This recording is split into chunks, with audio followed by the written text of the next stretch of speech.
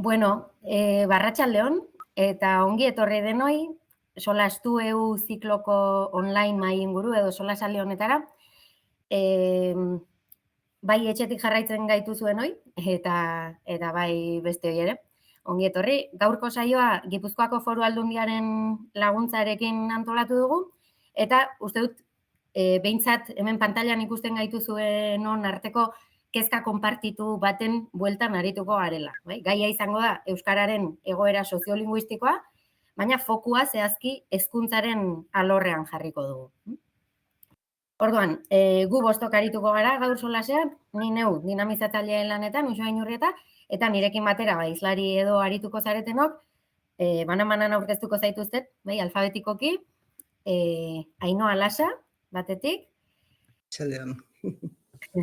Bueno, Ainhoa Gasteizko AEKan irakasle aritua da, baina orain urte asko daramatza emunen lanean, aholkulari lanetan, gaur egun lehendakaria da, emuneko lehendakaria, eta azken 13-14 urteetan hezkuntzaren alorrean aritu da batez ere, horretan trebatzen eta aholkularitza zerbitzuak hor eskaintzen.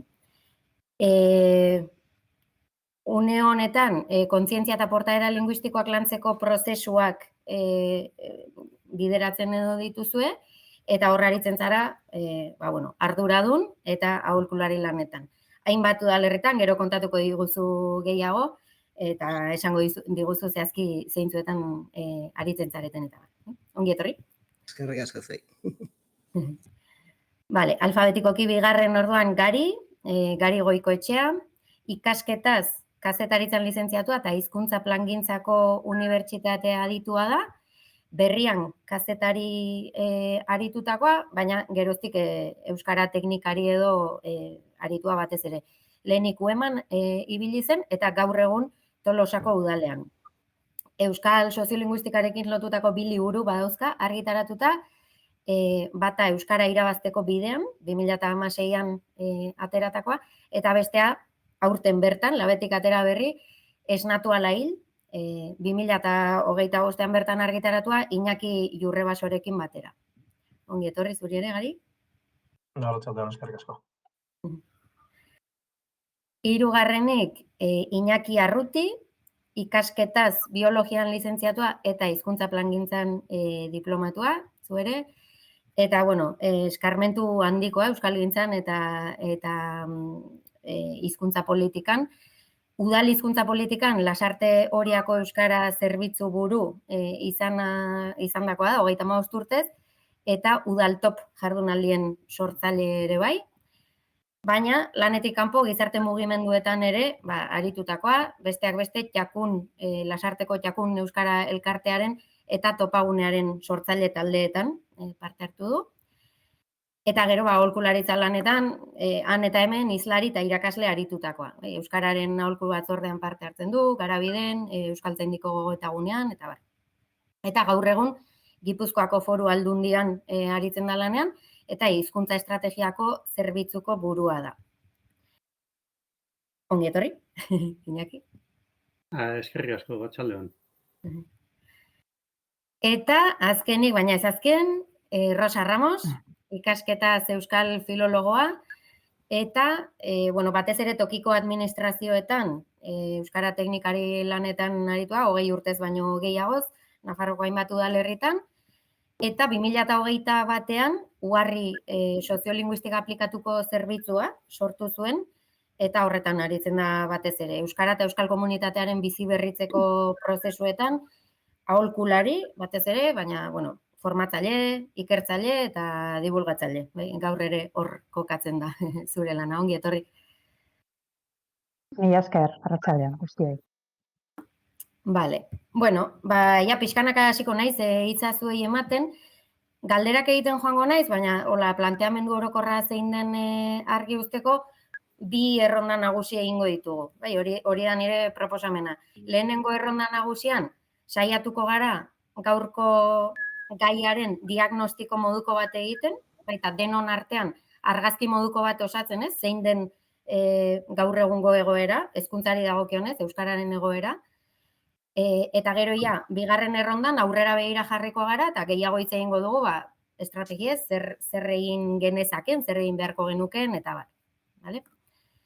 Orduan, orain arte alfabetikoki aritu naiz, orain berriz saiatuko naiz, diagnostiko hori osatzeko,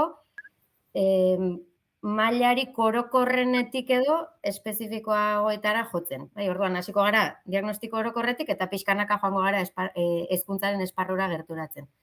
Vale, orduan, Gari, zurekin hasiko naiz. Bai, esan dut, Tolosan aritzen zara teknikari lanetan, baina horrez gain, anta hemen aritzen zara, euskararen egoera soziolinguistikoa ulertzeko datuak ematen, eta pixka bat maila divulgatiboan, ez da, hori jendeari ulertarazten. Eta besteak beste hori egin duzu aurten argitaratu duzuen liburu horretan, ez, esnatu alain liburuan. Orduan, kokapen gisa, titular nagusi batzuk emango dizkiguzu, egoera zein den nola ulertzeko labur-labur? Baingo nolait krokiz txiki bat, bai? Euskararen gaur egungo egoera, bintzat, azken atera dugun liburu diagnostiko horretan egin dugun analisia, bai? Partekatuko dizuet irudi bat, bizkat eskema argiago izan dezazuen zuek ere, zazpi titular edo zazpi gai nagusitan, arrazuko dugu euskararen nondik norako nagusia, bai? Hor ezkerrean, pantailaren ezkerraldean dauzkazuen horiek lirateke nolabait hizkuntzaren osasun egoerari buruzko oinarrizko aldagaia, bai? Gaitasuna, erabilera eta atxikimendua. Ze titular emango genuke horietako bakoitzari buruz. Lehenik eta behin gaitasunean gure diagnostikoa da, momentu honetan dukogun zulorik handiena hortxe daukagula, bai? Gaitasunean. Esaten da, gero eta jende gehiago daki Euskal Herrian, gero eta hiztun potentzial gehiago ditu Euskarak, baina bereizti behar da, uste dut hizkuntzaren ikuspegitik ere oso importantea dela bereiztea bi kontzeptu. Gauza bada ezagutza, jakin ala ez jakin, eta beste gauza bada gaitasuna. Ze neurritan jakin. Kontuan izan da, Euskaldun elebakarrik ia etzaigula geratzen, bai, gaur egungo egoera soziolinguistikoan. Beraz, ez da bakarrik Euskara zenbatek dakiten edo ez dakiten, baizik eta Euskara dakiten horiek ze neurritan dakiten Euskara, eta batez ere, erdararekin konparatuta zenbateko erraztasuna ze neurritan egiten duten Euskaraz gutxieneko erosotasunarekin. Eta alde horretatik, nabarmena da hor, badaukagula desoreka ikaragarri bat, bai? Badauzkagu esan da bezala, gero eta hiztun gehiago euskaraz badakitenak, baina hiztun horietako gehienek erosoago, aixiago, errazago erdaraz egiten dut. Eta hori batez ere, euskaldun gazteen profila dela esango nuke. Bigarrenik, erabilera. Eta esango nuke, erabileraren inguruan kezka handiarekin hitz egiten dela azkeneko urte hauetan, eta bereziki kezka handiarekin hitz egiten dela umeen eta gazteen erabilerari buruz, eskola munduko erabilerari buruz, eta uste dut kontuan hartu behar dugula, erabilerarako zenolako baldintzak dauzkagun gaur egun. Esango nuke, alde askotatik azter daiteke hori, baina erabilerak badituela oinarrizko bi zutabe erabat baldintzatzen dutenak. Alde batetik gaitasuna, aipatu berri dugun hori, eta momentu honetan euskaldunen artean pisu handia dute erderaz erosoago moldatzen diren elebidunek, eta bestetik begiratu bertzaio testu inguruari. Bai? Nik izan dezaket euskaraz egiteko sekulako intentzioa eta gogoa, baina behar dut inguru bat. Horretarako aukera emango didana, horretarako orue bat emango didana. Eta momentu honetan, Euskal Herritar gehienak bizi dira euskararen erabilera oso mugatua den testu inguruetan, eta euskaldun gehienak ere bizi dira euskararen erabilera soziala oso mugatua den testu inguru. Beraz, horrek berak erabilerarako zorua ez digu errazten nolabait esan dut. Hori bada, azken hamarkadetan izan dugun bilakaerak erabilerari jartzen dion muga bat, nolabait esan. Beraz, gure ustez, gaur egun dauzkagun erabilera datuak ezin ditugu porrot gisa hartu, bai? Ikusita gure jokotzelaia nolakoa den, erabilera datuak baloratzekoak dira. Eta horrekin lotuta hirugarren puntua, bai, hizkuntza jarrerak, herritarren atxikimendua nolakoa den, momentu honetan eta gure ustez datuen azterketa era horretan egin da, atxikimendua da daukagun gasolina nagusia. Aurrera egiteko daukagun erregaia esango genuke. Ze hori gabe, hiztunen atxikimenduaren elementua izango ez bagenu, gure erabilera datuak nabarmen apalagoak izango lirateke ikusita, ze nolakoa den euskaraz egiteko egokiera, bai hiztunen ikuspegitik eta bai gizartearen ikuspegitik. Beraz, ezkerreko horiek lirateke, labur-labur azalduta, euskararen momentuko osasun egoeraren hiru aldagai nagusiak edo. Baina jakin badakigu aldagai horietatik aparte, badirela prozesu batzuk, badirela bilakaerazkoak diren elementu batzuk hizkuntzaren aurrera bidean eragin handia daukatena, bai? Lehenik eta behin hor daukagu hizkuntza bilakaeraren kontzeptua. Eta honekin azaldu nahi duguna da, hiztunak beren bizibidean aurrera doazen eran, ze gertatzen den hizkuntzarekin daukaten harremanean, bai gaitasunaren ikuspegitik eta bai erabileraren ikuspegitik. Hau da, batez beste euskaldunek umetatik helduarora doazen eran, hau da, urteetan aurrera doazen eran, gero eta euskara gehiago egiten dute, ala gutxiago egiten dute. Gero eta euskara gaitasun handiagoa dute, edo txikiagoa dute. Eta hor badaukagu botillaren zulo bat, bai? Hiztunak, batez besteko hiztunak bizitzan aurrera doazen eran, euskara gaitasuna atzera egiten joaten da, eta erabilera ere atzera egiten joaten da. Bai, beraz hor, alde horretatik badaukagu, batez besteko euskaldunaren hizkuntza bilakaera erderaren aldeko esango genuke. Eta hemen hizkuntzarekin lotuta bada oso kontuan hartu beharreko fenomeno pare bat. Alde batetik, sentsazioa badaukagu hizkuntza bilakaera, erdalduntzeko hizkuntza bilakaera hori gero eta adin goiztiarragoetan ari zaigula gertatzen. Hau da, euskara gaitasunak atzera egite hori, erderarako erabilera eta erderazko gaitasun gero eta hobea izate hori, gero eta adin goiztiarragoetan gertatzen ari ote zaigu. Eta bigarrenik, etxeko erabilerarekin lotuta, hor badaukago ere oso kontuan hartu behar dugun faktore bat, transmisioaren aldagaiarekin lotzen dena. Eta da, momentu honetan jatorri atzerritarreko herritarren presentzia gero eta handiagoa da, bai gure gizartean eta bai gure hezkuntza sisteman, eta hor badaukagu fenomeno bat oso kontuan hartu behar duguna. Eta da, jatorri atzerritarreko gurasoen zati bat, momentu honetan etxean gaztelaniaz ari dela, naiz eta bere jatorrizko hizkuntza beste hizkuntza bat izan. Eta ari dela, umei gaztelania transmititzen. Naiz eta kasu askotan gurasoien gaztelania gaitasuna oso egokia ez izan. Alde horretatik badaukagu oso kontuan eta ja hezkuntza komunitate askotan problematizatu den egoera bat. Bai? Badauzkagula umeak lehen hizkuntza ondo finkatu gabe eskolatzen ari zaizkigunak. Askotan gurasoen hobe behar asmoarekin, bai? Alegia gurasoek beren buruari esan da, ume honek hemen errumanieraren beharrik ez du eta gaztelania transmititzen egingo du nere alegina. Jakin da, horrek gero, nahi gabeko albo ondorioak ere ekar ditzakeela, eta euskararen ikaskuntza prozesua bera ere zaildu dezakela erabaki horrek. Bosgarrenik, hor daukazuen sozializazio edo transmisioa, kasu honetan erreparatu diogu belaunaldi berriei nola ematen diogun hizkuntza, hau da, euskararen transmisioa belaunaldi batetik besterakoa nolakoa den.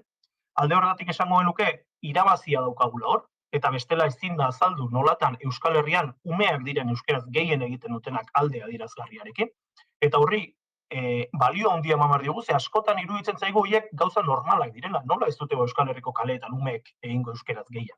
Hizkuntza gutxituetan ez da hori araua, hizkuntza gutxitu gehienetan ez da umeek egiten dute adinekoek baino askoz gehiago. Hori oso kontuan hartu behar dugu, badaukagula alde horretatik heldulekua, bai? Badaukagu heldulekua eskolaren bidez, eta badaukagu heldulekua familiaren bidez. Hau ere askotan hazten den oinarri bat, bai? Momentu honetan Euskal Herriko etxeetan euskara transmititzeko aukera dagoenean, euskara transmititu egiten da. Baita, erraztasun berezirik ez duten gurasoak izan da ere. Naiz eta gurasoek erderaz erresago egin, umei euskara transmititzeko alegin hori egiten da. Beraz, horri ere eman behar diogu daukan balioa, ze hori beste hizkuntza gutxitu askotan ez dago, eta euskararen kasuan ere orain hamarkada batzuk etzen hori gertatzen gaur egun dauzkagun volumenetan behintzat.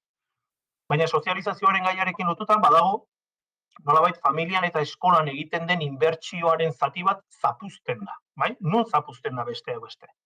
Alde batetik zapuzten da testuinguru demolinguistikoaren eraginez, bai? Euskararen presentzia soziala oso txikia den eremuan, eskolako ume batek, eskolako ateak gurutzatzen duen momentutik zerekin egiten du topo. Bai? Erderaz funtzionatzen duen mundu batekin. Kalean erdera entzuten du, kalean erdera ikusten du, kalean erdera sentitzen du. Eta horrek eragin handia dauka, ume hoien hizkuntza portaeretan, ume hoien gaitasunean, erabileran, bai? Eta euskararekiko ikuspegian ere bai. Eta horri erantzi behar dizkigu, azken urtetan nabarmen, eta hizkuntzaren arloan ere bada horri buruzko kezka, pantailetan, edabideetan, eta hor daukagun erderaren sarbide gero eta handiagoa, eta nolabait esango genuke, familiak eta eskolak egiten duten inbertsioaren edo aleginaren zati bat joan egiten zaigula, erderaren alde egiten duten aktore edo eragile horien eskutik. Eta seigarrenik, prozesuekin bukatzeko aldaketa demografikoa. Horren eraginaren nabarmena da, bai? Aurreko hamarkadetan izan da, momentu honetan ere bada, eta dauzkagun proiekzioen arabera, datozen hamarkadetan ere izango da.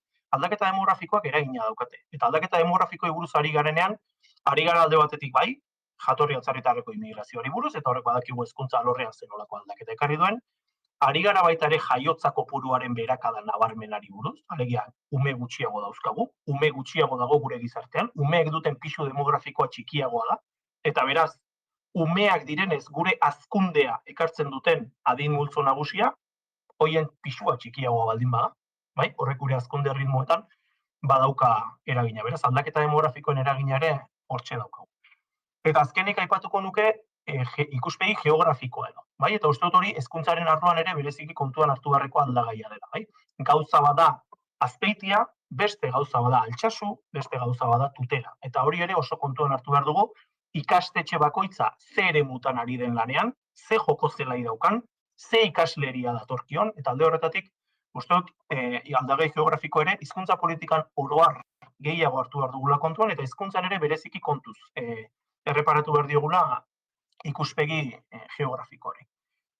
Hori sekola, gutxi asko, 7 titularretan esan da, axaleko diagnostiko baten nondik norako nagusiak. Baina axalekoa ere ez da izan, Titular, hola, bekainak, mamitsuak bintzat. Bale, Iñaki, zurekin jarraituko diagnostiko orokor hori osatzeko ze gehituko zenuke. Lehen esan dutzu Gipuzkoako Foru Aldundian aritzen zara lanean, eta Euskara indar berritzeko proiektu estrategikoen arduraduna edo zara orduan. Zuen proiektu estrategiko horiek zeri erantzun nahi diote edo zer erronka edo ikusten dituzue? Mikrofonoa itzalita daukazu? Bazpada? Bai, ez. Bai. Bueno, Gipuzkoako Foru Aldunditik lehendabizikoa eta ja esku hartzei begira edo bakoitzak egin behar, aldunari begira, esan behar da, hezkuntza alorrean eskumenik ez duen erakunde batez ari gehala. Gaurko mahai inguru honetan kokatzeko, ezta. Bueno, zeak garik egin duen diagnostiko sakon horri pixka bat gehitzeko eta erakunde, gure bezalako erakunde batetik begiratuta, nik lehendabizi, eta ja sartuko naiz ez, oso oinarrizko tresna bat izaten dira plan estrategikoak, ez? Alegia erakunde batek ze helburu ditun arlo hainbatetan, eskumena dun guzti hoietan, eta gure kasuan, Gipuzkoako Foru Aldundiak dazkan helburu estrategiko hainbat daude, ekonomia arloan, gizarte politiketan, hainbat kontutan, baina nik azpimarratu nahi nuke bat, eta da, arlokako helburuetaz aparte, badaude zehar politikak deitzen dianak, zeharkakotasuna lantzen dutenak. Eta Gipuzkoako Foru Aldundiaren planean 3 daude.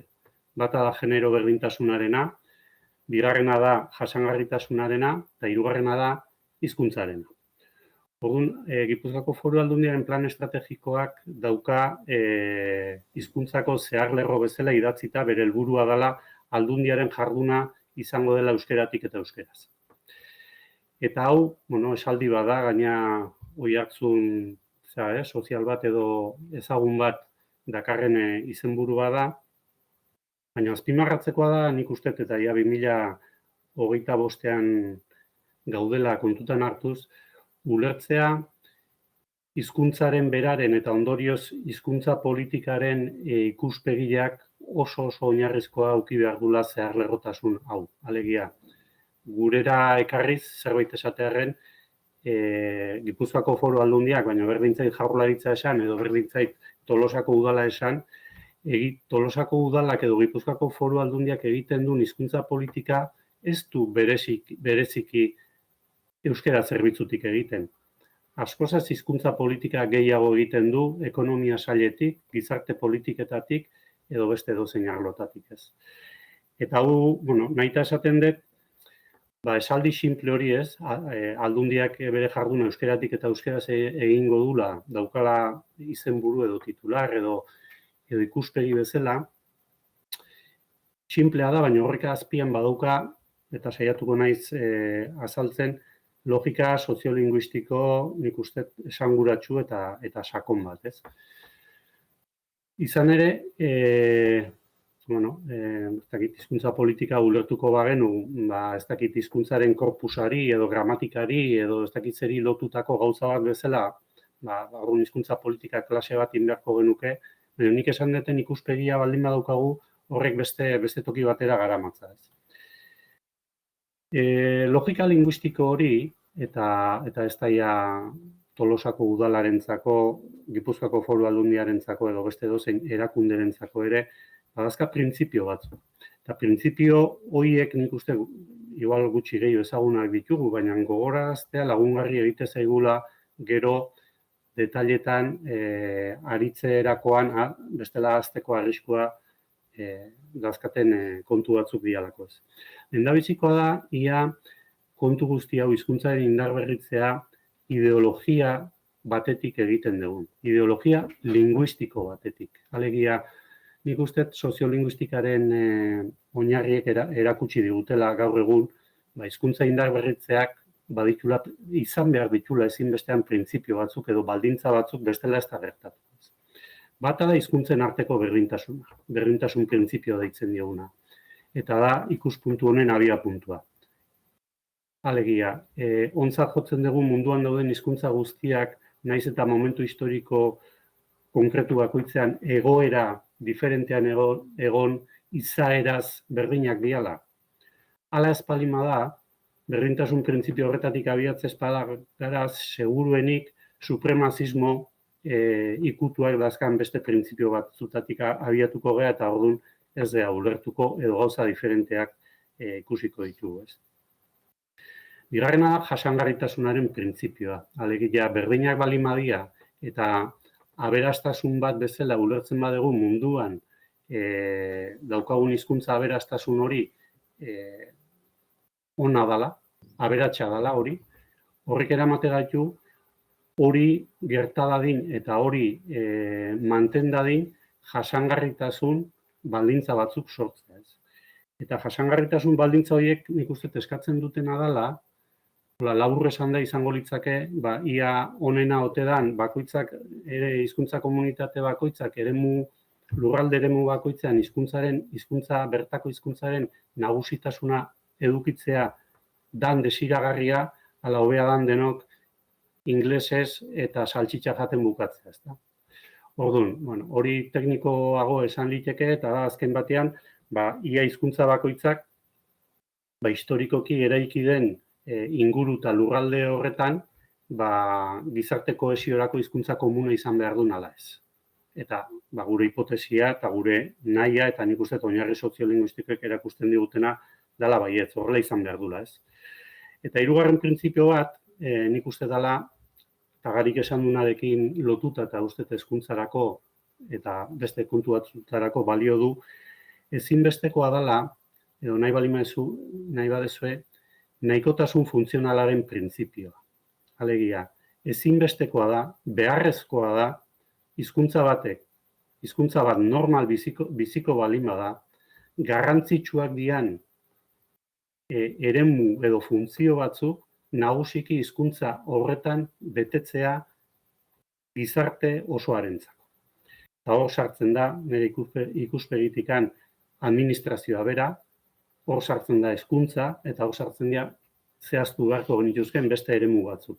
Baina, pentsatzen baldin badegu hizkuntza batek nagusitasun eremurik gabe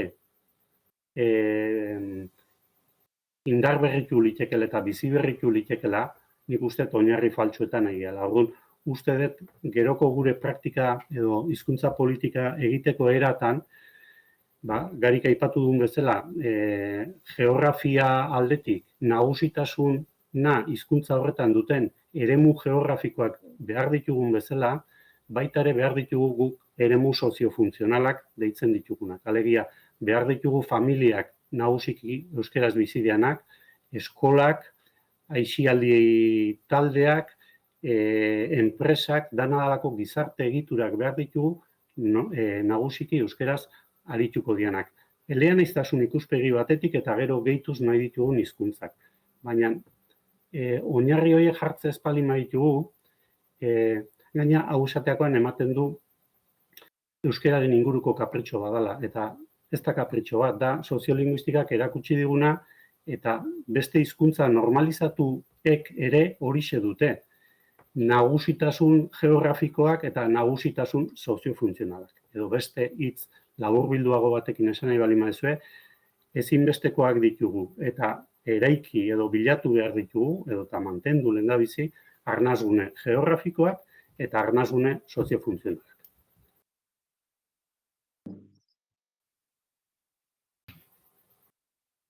Bikain.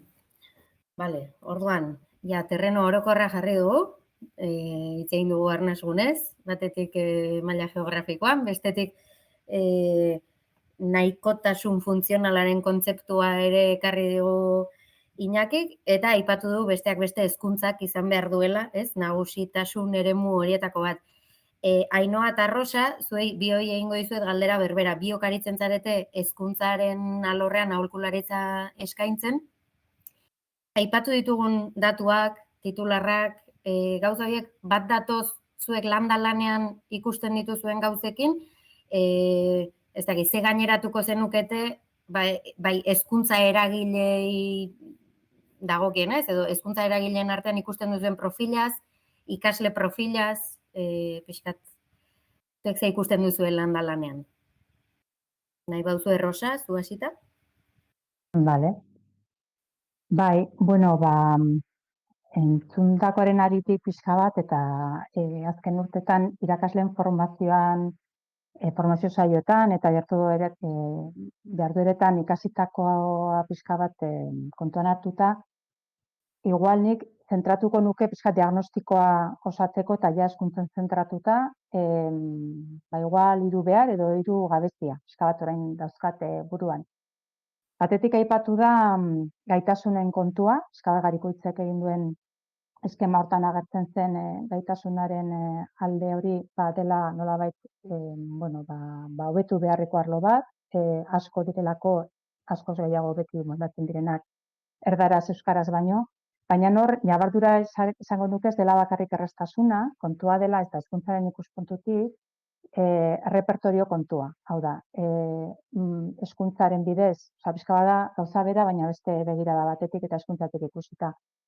Hizkuntza akademikoa eta hizkuntza akademikoa, hau da, batzutan hitz egiten dugu ez formala.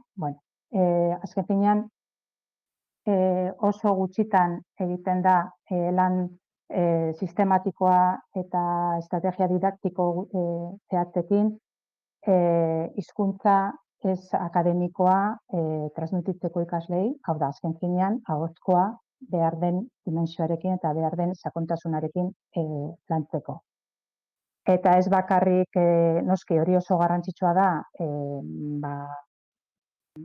gaitasun, hau da, ingurune batzuetan non kaleak edo plazak ez duen euskalduntzen, edo etxetik euskara ekarri ez duten ikasleen kasuan hori oso garrantzitsua da, baina ikasle guztien kasuan oso garrantzitsua da ahozkoari ematea, eskoletan eta maila guztietan ahozkoari ematea behar duen garrantzia, ebaluazioarekin, askotan oso motz geratzen gara ebaluazio kontuetan, eta estrategia didaktikoak eta bar eta bar. Ze bestela, bakoitzak bere etxetik dakarren kapital linguistiko eta kulturala oso desorekatua da askotan, eta eskolaz da lortzen ari nik uste momentu enten, prozesuaren amaieran kapital linguistiko horiek orekatzeko ez du orekatzen. Eta orduan hor, geratzen dira gabezia horiek. Eta ez ditugu hiztun pixka bat osatuak lortuko begirada hori ere ez baldin bada txertatzen eskolan.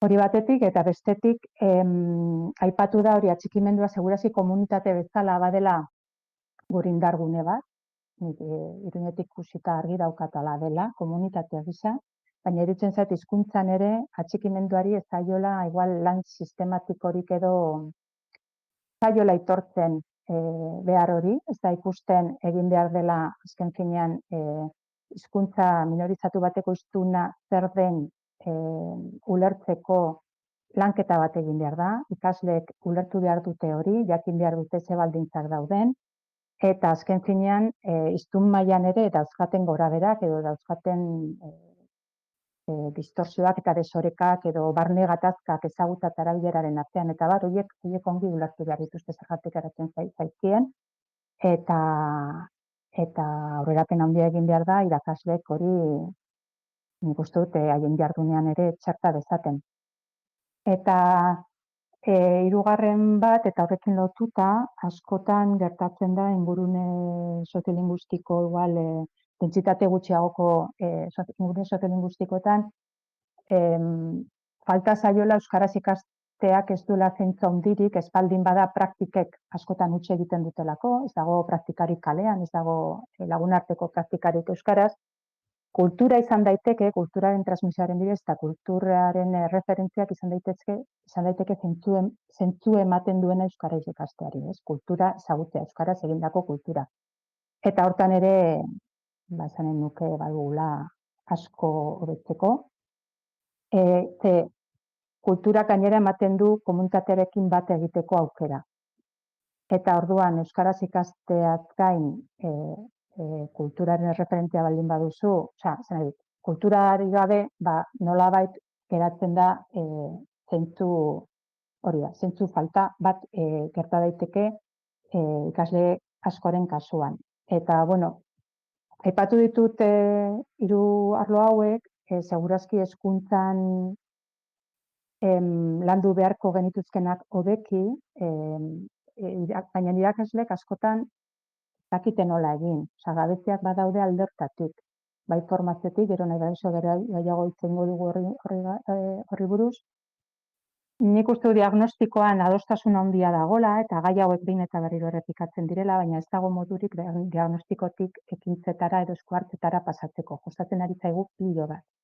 Eta orduan nik uste dut behar dela beste begirada bat, eskolek eta hezkuntza sistemak, eskolek behar dutela beste maila bateko lanketa bat, akademian eta beste gune batzuetan landu behar da, adibidez, orain dela gutxi plazaratu da ideia adibidez kulturaren mailan kulturaren oinarrizko saski bat zein den, azken finean da arloz arlo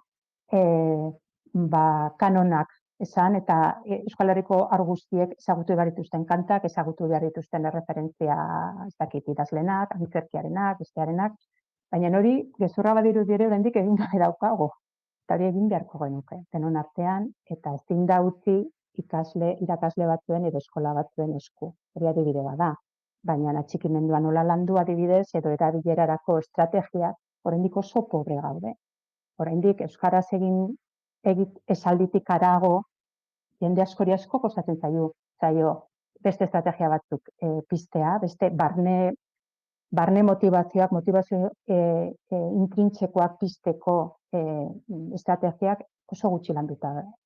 Nahiz eta eredua eta murgiltze ereduak aspaldi dauden gureen, baina bat ditugu hor eta irakasle behar dituzte horrelako gauzak. Eta bueno, eta gero hitz egin dugu ere bai, gero gehiago irakasleen profilari buruz, baina hori eskola duten lantokiaren irakurketa soziolinguistikoa asko gustatzen zaie. Ez dago gaitasun soziolinguistikorik irakurtzeko, hemen eskola honetan hau behar da, edo esku arte hau behar dut, diseinatu behar dut, hori landu gabeko esparrua da oraindik alde horretatik. Zerbait. Igual Ainoak hobeki esango du. Ainoa, mikrofonoa mesedez. Bai, ados esan dutako guztiekin, eta nik igual jarriko nuke gakua, pixua jarri dabe gakoa zain naiz, bai, aktibaziorako ikulu irakasleak. Baldin badia, irakasleen diagnostiko bat ere itxeak komeni dela. Batetik ezagutzai dagokionez, eta atxikimenduai dagokionez, bai. Esan nahi dut, bakoitzak bere bizipena dauzka, belaunaldi aldaketa handi bat egon da, irakaskuntzan ere bai, eta batzuentzat instrumentala dana, beste batzuentzat identitaria izan daiteke, eta zentzu horretan danak sartzen ditugu zaku berean akuilu lanetan aritu daitezen, ez?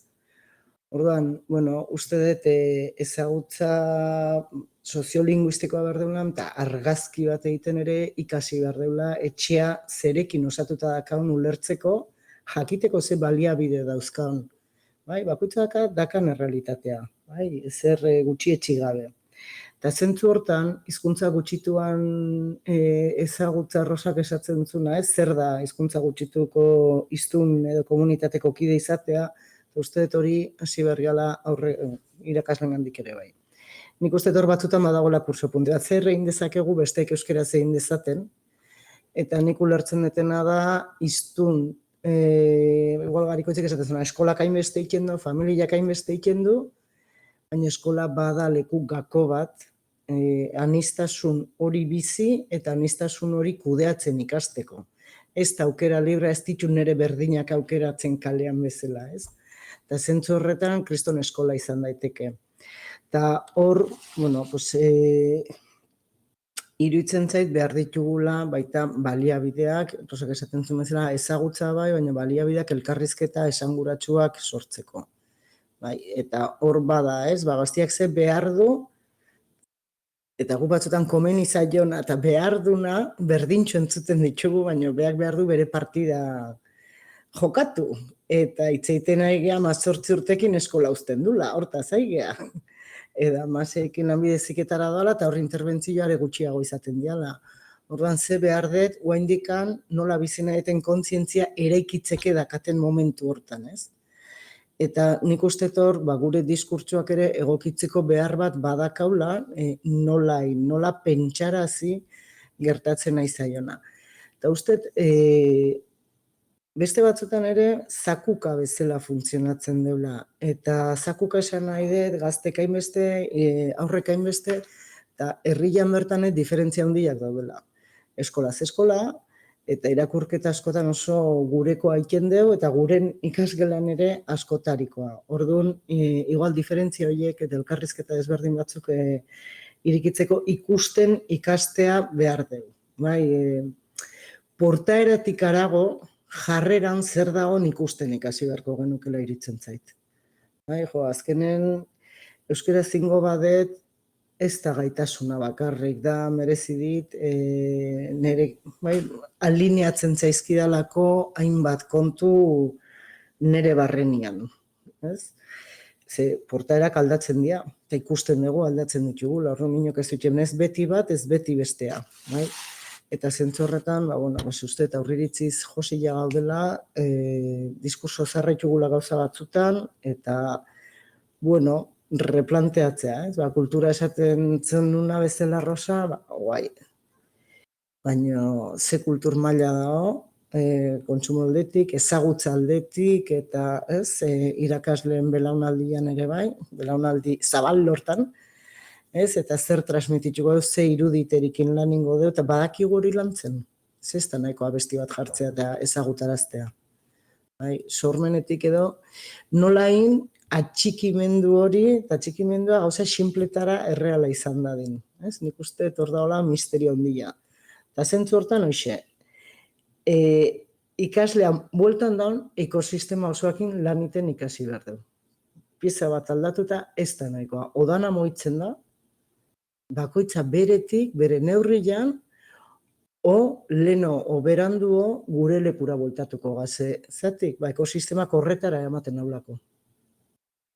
Uste hortan, behira zabalago bat izatea, eta hori ebalatu, mila gauza daudela itxeko esango nuke.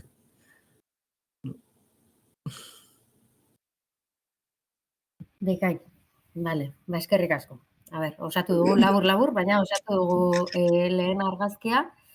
Orduan, lehen esan bezala, argazki horretatik abiatuta saiatuko gara orain aurrera begira jartzen, eta egin genezakenaz, egin beharko genukeenaz hitz egiten. Esan ditugu gauza batzuk, ze azkenean egia da, erronkak edo gabeziak aipatzen ditugunean, aipatzen ari garela, zertan eragin nahi genuken ere, baina, gehiago sakonduko dugu horretan.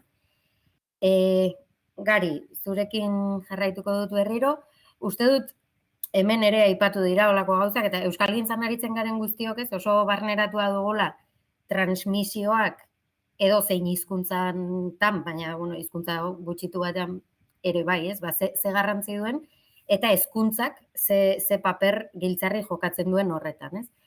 Esan genezake, hil edo biziko papera duela, ez, euskararen kasuan bereziki. Orduan, badakigun arren hezkuntzak bakarrik ezin duela, eta hori zuen liburuan ere aipatzen duzue, eta gero gehiago hitz egingo dugu horretaz. Baina, hezkuntzak behintzat paper giltzarria du horretan. Orduan, zure ustez, hasieran egin duzun diagnostiko hori osatzeko, edo aurrera begira jarrita, ze paper bete beharko luke gaur egun, edo zein da hezkuntzaren bai, bete behar luken papera, euskararen bizi berritzen. Bai. Bueno, nik esango nuke, hezkuntzaren arloan, da Ainoak aipatu ditu, Rosak ere bai, Iñakik ere bai, baduzkagula etxeko lan batzuk egiteko, ez? Baduzkagula ikuspegi batzuk berritzeko, eta uste dut, ikastetxe askotan, hezkuntza komunitate askotan, falta zaigun abiapuntuko etxeko lana dela gertatzen ari zaigun aldaketa ohartzea. Alegia, ohartzea, D ereduko ikastetxeei buruz hitz egingo dut orain gero gehiago bai. Nolabait, ohartzea D ereduko ikasleriaren artean zen nolako aldaketa gertatzen ari zaigun. Eta konparatzen baldin badugu 1980ko hamarkadako D eredua eta 2025ko D eredua ikasleriaren aldaketa nolakoa den. Etxetik euskara dakarten ikasleak proportzioan gero eta gutxiago dira D ereduan eta hori oso kontuan hartu beharreko elementua da. Ni ibiltzen naizen eremu soziolinguistikoan, D ereduan dauden ikastetxe guztiak, ume guztiak D ereduan eskolatzen diren, badago uste dut elementu oso arriskutsu bat hezkuntza komunitateetan, eta da frustrazioarena. Bai? Gure ikastetxeetan umeek orain 20 urte baino gehiago egite erderaz patioetan, bada elementu frustratzaile bat irakasle askorentzat. Sentsazio daukatelako zerbait gaizki egiten ari gara, hemen ez goaz aurrera, baizik eta atzera goaz. Uste dut, hor egin behar dela nolabait, hausnarketa hotzago bat, hitza egokia baldin bada, eta nolabait ikustea ikasleriaren ze aldaketa gertatu den, eta horren eskutik ze estrategia eta ze neurri jarri behar ditugun martxan. Eta horrekin batera ikusi behar da, hori Ainoak berak ere aipatu du, irakasleria bera ere nola ari den aldatzen. Alegia, orain 40 urte D ereduko irakasleen profila zein zen, eta gaur egun D ereduko irakasleen profila zein den. Eta hor ere, badaude aldaketak. Alegia, esaten denean, herri askotako ikastetxeetako patioetan umeek gehiago egiten dute erderaz, ados. Eta pasilloetan irakasleek euskeraz gehiago egiten dute orain 20 urte baino, edo gutxiago egiten dute. Galdera hori ere, jarri beharko genuke mai gainean. Bai, esaldi batera eraman da, uste dut, hezkuntza komunitateetan behar dugula autoflagelazio gutxiago, baina horrek ez duela nolabait aitzakia izan behar, daukagun ardura ere bizkar gainetik kentzeko. Biak behar ditugu. Ez dugu bizkarreko aritu behar, baina ardurari heldu behar diogu, ez? Eta uxoak egindako galderaria gehiago lotuta, ez? Ze paper jokatu behar duen, edo 5 puntutan edo esateko, eta horietako batzuk mai gainean jarri dira, bai?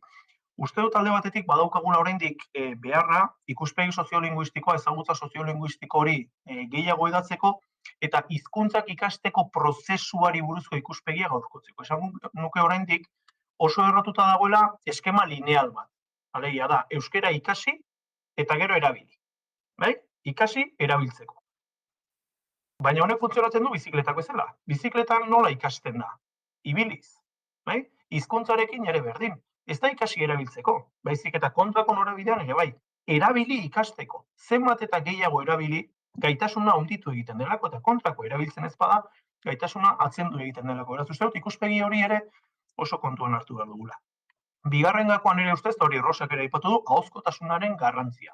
Uste dut, gure egunerokoan daukagun trebetasun elementala dela ahozkoa. WhatsApp asko idatziko ditugu, baina egunero hizkuntzarekin gehien erabiltzen dugun trebetasuna ahozkotasuna da.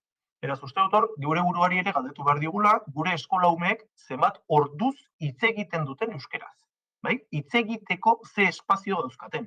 Entzuteko ze espazio dauzkaten, idazteko ze espazio dauzkaten, baina hitz egiteko, mingaina askatzeko, mingaina soltatzeko, erdoila kentzeko ze espazio eta ze tarte dauzkaten. Hirugarren gakoa, eta hau ere funtsezkoan ere ustez, irakasleen atxikimendua, motivazioa eta batez ere ilusioa. Uste dut hor, badagola hezkuntza komunitateetan egin beharreko galdera bat. Alegia, euskera momentu honetan baote den elementu motibatzaile bat hezkuntza komunitateetan eta bereziki irakasleen artean, edo baote den gertatzen ari zaizkigun aldaketa hauen guztien erdian kudeatu behar den patata bero bat. Uste dut, gai hori ere jarri behar dena ilusioaren, motivazioaren gaia. Laugarren elementua Rosak aipatu du, kulturaren garrantzia. Uste dut, euskerak behar dituela heldulekuak, izan behar duela nolabait elementu interesgarriak, motibatzaileak bilatu behar dizkiogula euskeraren irakaskuntzari, eta hor kulturak ezinbesteko rola jokatzen duen, ezta? Eta hor uste dut, oinarri bat oso gogoan hartu behar dugula. Gure ikasle askok euskerarekiko lotura bakarrenetakoa eskola dute. Bai? Beraz, eskola bera izan behar du euskal kulturara gerturatzeko, bere muga guztiekin, euskal kulturara gerturatzeko bide. Eta hor uste dut, alde horretatik, etxeko lan handiak dauzkagula eta benetan handiak dauzkagula, bai? kultur zaletzearen ikuspegitik, hezkuntza komunitatea oso horik hartuta, eta hemen helburu ditugun ikusle eta entzule gehienei begiratuta, irakasleen kultur zaletasunaren, kultur ezagutzaren ikuspegitik, uste dut hor, badaukagula zer esan eta zer pentsatu handia, bai. Eta bosgarrenik aipatuko nuke osotasun ikuspegia, eta seguruenikoen Iñakik gehiago helduko dio gai honi, baina nolabait ikastetxeak ez ditugula irudikatu behar elementu isolatu baten gizan. Ikastetxeak kokatuta daude testuinguru batean, badituzte nolabait lotura asko udalerriko inguruko eragileekin, eta ari naiz aixiaz, ari naiz herriko elkarte talde hezkuntza komunitatea bere osoan hartzeari buruz. Eta uste dut hor, lotura horietan oraindik badaukagula ze asmatu, bai, nolabait, eskolak egiten duen lan horri jarraipena nola ematen zaion, kate horri hurrengo begiak nola josten zaizkion, hor uste dut oraindik badaukagula bakoitza nolabait gure nitxotik atera eta osotasuneko ikuspegi bat garatzeko behar gero eta handiagoa, ez? Nik sentsazio badaukat udalen ikuspegitik esate baterako, gero sartzen dira tartean eskumenak eta bat eta beste, hor oraindik irabazteko asko daukagula, bai? Elkarren arteko sinergiak lotzeko lan handia daukagula, bakoitzak bere ardura helduta eta hori argi esan da, uste dut hor badaukagula irabazteko tarte handia oraindik, elkarren lana osatzeko eta batez ere eraginkortasunean badauzkagula pauso handiak emateko, jakinda helburu asko eta diagnostiko ia erabat konpartitzen dugula. Eta badakigula, bagaudela momentu giltzarri batean. Beraz, uste dut, alde hortatik ikuspegiaren gaia oso kontuan hartzeko.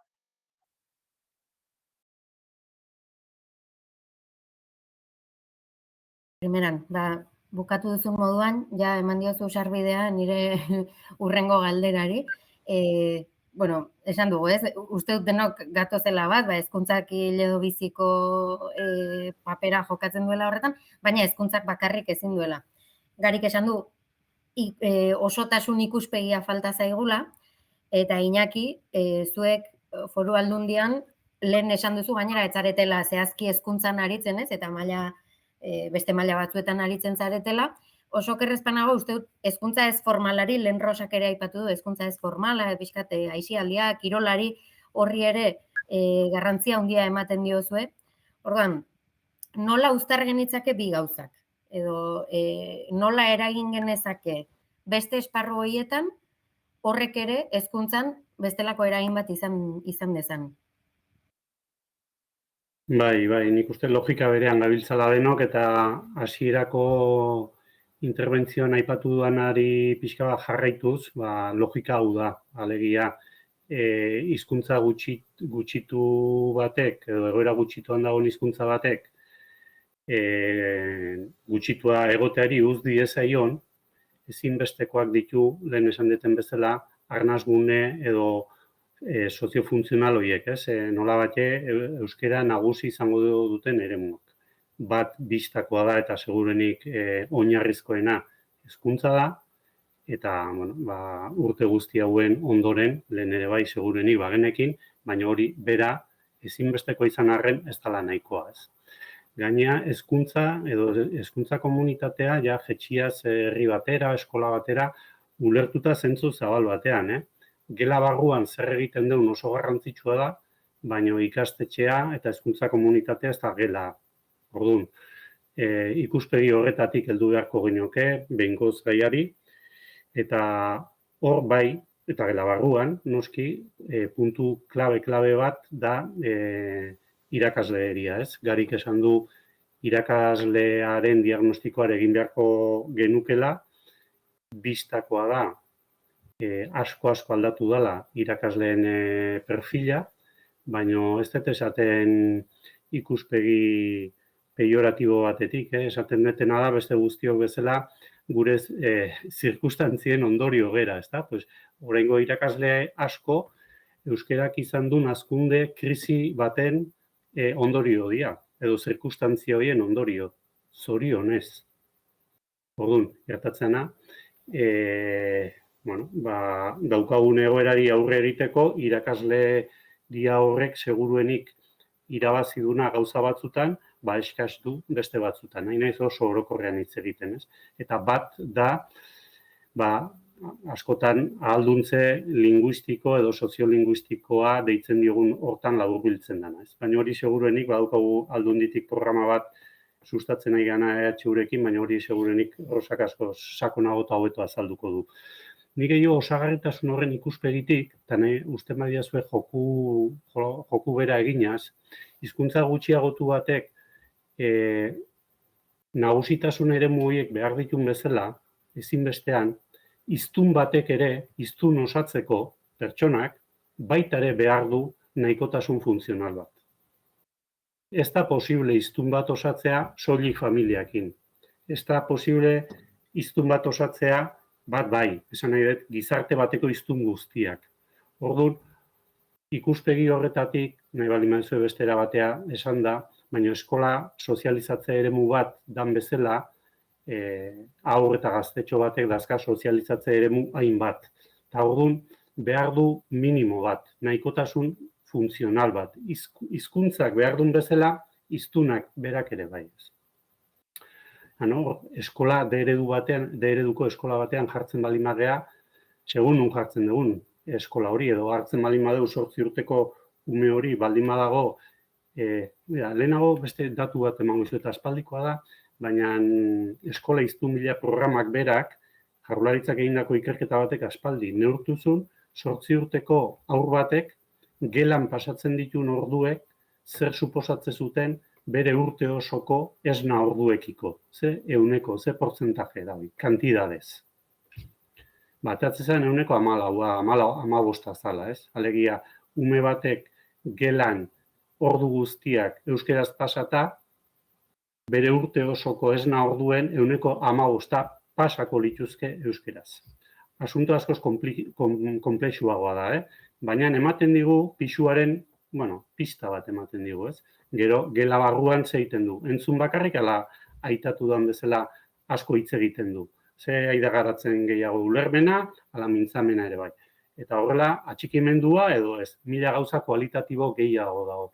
Baina kuantitatiboki aigea hortaz. Orduan, eukiren ezake mutur batean, Barakaldon, familia erdaldun batean jaio dan, eta beraz familiako sozializazioa gaztelaniaz egin duna, eskola bakarrik du euskeraz, eta beste guztia gaztelaniaz balin badu, horrakagu perfil bat, ia sozializatze eremu guztia gaztelaniaz dazkana, eta gehienez euneko 15 horrekin egongo litzakena, edo eukiko dugu, ez dakit, beraztegiko ume bat, familia euskaldunean jaio dana, beraz, ja ez da euneko 15 izango, eskolari familiako guztia gehitu behartzaio, eskola kanpoko jarduerak egiten ditu euskeraz, horretaz aparte, garai batean dena egiten zuen euskeraz, gaur egun seguruenik digitalizazioa tarteko dena euskeraz egiten duenik jaztakau. Bueno, orduan, nik uste hor osatzen diala, ez? Eta galdera nagusia da, konklusioa balin bada eskolak bakarrik ezin du, orduan galdera da, ze eremu gehitu behar diogu eskolari, haur horrek minimoa behintzat badan ekosistema bat edo sozializatze eremu batzuk izan ditzan. Eta gure autua, gure hipotesia, gure planteamentua da, lehentasuna dela, gure eskumenetatik egingarriena dalako, haur horrek eskolaz kanpo erakunde publikoek zuzenean edo zeharka antolatzen dituen eskolorduz kanpoko jarduerak guztiak euskeraz eskaintzea dala eman behar dugun jauzia, esango dut, saltoa edo aurrerapena kontu hontan. Baina ez eskola D-ereduan eta bertzeo ze badaukan eskolaz kanpo euskeraz. Nik uste dut, lehen aipatutako arnasgune soziofuntzionalen idea horrekin, seguruenik gizarte honetan adostua dakaun bezala, naiz eta gero arazo pila bat izan, hezkuntzak arnasgune soziofuntzional ezinbesteko izan behar dula euskararen bizi berritzean eta hiztunen osatze prozesuan, nik uste dut adintarte hortan salto egin behar degula eta esan behar dugu eskola bai eta eskolorduz kanpoko jarduerak ere bai. 16 urte zazpiko adibidez hezkuntza derrigorrezkoa dan ziklo guzti horretan, nik uste dut salto egin behar degula D-eredu hori ulertzeko ez dala bakarrik gela, dala eskola. Eta eskola zain, dala eskolorduz kanpoko jarduera antolatu guzti horiek, eta antolatu esaten dut ikastetxeak berak, herriko elkarteek, udalak edo danadalako agentek antolatzen dituzten eskologuz kanpoko ingurumen hori. Nik uste saltoa hor dakagula, hola errex esaten da, ematen du ez dela eremu oso handia, baina nik uste dut zailtasunak ere baditugula, baina oso logikoa eta oso gizarte adostasun errexekoa izan litekena helburu hori jartzea. Beste gauza da, pausoak nola eraman, hortara iristeko, ez? Baina hori adostu beharko genukela lehen da bizi. Eta hau dena, bi arrazoiengatik hola labur esateko. Eta da, nik uste lehen garik esan du, batzutan gutxietsi egiten deula, baina hezkuntza arloan azken 40 urtetan izan dugun emaitza eginan lan guzti horren emaitzarik onuragarriena da lortu deula, ez gaitasuna esango, garik egin duen bereizketa egitearen, baina esango nuke ezagutza edo behintzat euskararen ulermena universalizatzea lortu degula EAen eta segurenik Nafarroako inguru euskaldunetan. Alegia, 16 urte zazpiko haur eta gazte guztiek ahal dute eskologuz kanpoko jarduera guztiak euskeraz egin. Eta esan, batzu daukate, eske, ulermena edo gaitasun edo ezagutza gutxiago daukaten hoiek beraiek ere dira onuradunik handienak hiztun bezala osatu daitezen. Orduan, lehenengoa da ahal dute. Eta bigarrena da komeni zain. Alegia, bai ingurune euskaldunekoei, nolabait bere naturaltasun guztiarekin eskolan eta familian duten hizkuntza hori beraientzako gustagarri dian jarduera horietan hor izatea euskera hizkuntza behikularra, baina baita ere esan deten bezala ingurune erdaldunetakoak beraien erreferentzi bakarra eskola ez da izan, eta nolabait komenigarritasun hori eraman genezake bi puntura, bata da lehen Rosak esan duna, hizkera informala izatezkeo neurri batean eskolak eman ez diena hor jasoko dute, eta bigarrena eskolaina, igual pixka gehiago gustatzen zaien gauza da. Alegia, 8, 10, 12 urteko mutil, neska, berdintzait, danadalakoari futbolean aritzen danean edo saskibaloian edo gustora egiten duen musika, ekitaldi, dantza, nahi dan horretan, horiek bizipen emozional oso importanteak dira eta hizkuntza horri lotzea lehen aipatu den atxikimendua indartzeko puntu garrantzitsuenetako bat izan liteke.